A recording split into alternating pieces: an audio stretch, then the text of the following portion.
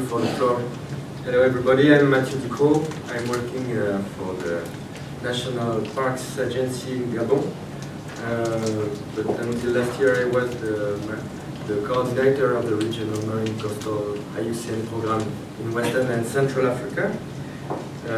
So I will be able to talk a little bit about what's going on around Gabon also. I think that most of you already know about the announcement that has been made by the President of the Republic during the opening session. We're about to create a marine park network on 1/4 of the EEZ, not territorial waters, but EEZ. So we have the chance to go towards a marine park network that integrates far away and very deep places in the ocean, Atlantic Ocean in front of Gabon. So that's not the final presentation. I don't know what happened, but that's enough for my speech. I wanted to integrate a map of where Gabon is situated. You don't have it. Gabon is just on the equator, on the Atlantic facade of Africa. It's a country which has 850 kilometers of coastline, and we are very lucky because it's a low-density country. We have less than 2 million inhabitants living there, and essentially they are concentrated in Libreville, which is situated here. There are some secondary towns in the country, but it's almost inhabitated.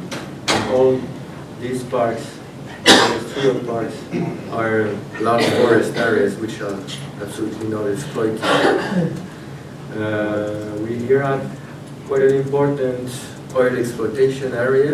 Gabon has been living on oil revenues for decades, and so that's why maybe the natural resources, fisheries and forests, are not globally exploited yet, and the biodiversity is in a very good state. So right now we have less than 1% of the waters protected and over 20% of the land. So it's already a good situation, except for marine conservation. This is the planned zoning. In fact, I wanted to go there for first. We managed to lobby quite heavily in the direction of the President of the Republic, who took the commitment to create a marine park network of at least 20% of the EEZ before 2015. And we're about to have the decree signed. It's been announced by the President. Now we're on the way to actually formalize this decision. Gabon is not a big fisheries country, but there are fisheries, industrial and artisanal, and we have to cope with that. And it's also a multi-use coastal waters country with a lot of oil transportation and oil production. So we have to deal with these actors while designing the National Marine Protected Areas Network. At local level, near the coast, I took one example. Here you have Libreville, and you have two estuaries. This is one estuary with one national park, the Laconda National Park, a large mangrove estuary. Here you have another estuary. So these are places with a lot of exchanges between terrestrial and marine waters, and very rich areas for fisheries. In red you have trolling areas, and here the yellow bumps are where artisanal fishermen used to go. We've been using GPS trackers and canoes to identify the main strategies. And here in blue you have a very important feeding areas for marine turtles, and also important for large cetaceans. And we have some rocky grounds that are quite rare in the region, with a particular diversity and community of marine organisms living there. So this is the planned extension of this national park. avoiding conflicts with the artisanal fisheries, but trying to get rid of part of the trawlers in the area is a more important surveillance effort to come. And in yellow here you have artisanal fishing areas which will be co-managed with the local communities.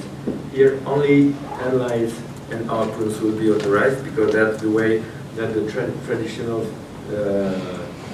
fishing community used to fish. And here it will be a multi-gear artisanal fishing area to be managed also jointly with the communities, easing to control, to better control the place and try to get rid of the trawlers. So that's the way it's been negotiated with the local actors in the coastal areas. At wider level, you have all these places in purple which are very important for oil production. And the security at sea was not totally perfect for the oil producers. Fisheries, marine transport came along next by the oil strategic infrastructure. So the decision was that some marine parks would be created and also oil exclusion areas would be created. No-go zone for fishermen and for marine transportation in order to avoid the risk of oil spills and things like that. We have been using scientific data about migration corridors of leatherback marine turtles who come to spawn here in very large numbers. There is here another area for leatherback turtle reproduction, so there will be an extension here to protect them. Here, a large park. The continental shelf is stopping here with important canyons, and this is one of the main watersheds in Central Africa. So this is a very important place with exchange of different waters.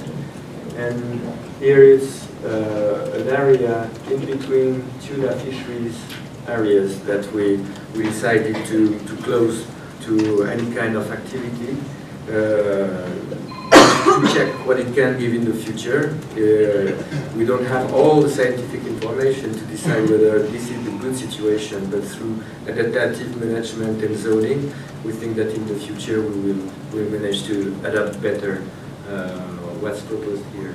And all that is in yellow here are for artisanal fishermen with local management plans and a territorial way of managing artisanal fisheries with the communities. What's in orange is dedicated to trawling for prawns, and we will also decide and negotiate with the fishermen periods in the year where they won't have the right to fish in order to avoid bycatches with marine turtles during the most important period of presence in the Gabonese water. So more or less that's what's planned. And well, there's some main ideas I had in mind writing this communication was that whatever the scientific information you have, very precise, fine quality, refined information, or quite low quality information, you will anyway have to cope with multi-use on coastal waters and national waters, and even in the EEZ. So it's almost through a negotiation cycle involving all the stakeholders using the waters that you can go towards a proposal of zoning. And I would encourage also the different countries represented here to consider creating MPAs out at sea, because generally the national MPA system proposed are really coastal, and we forget a lot about what's going on out at sea. Thank you very much.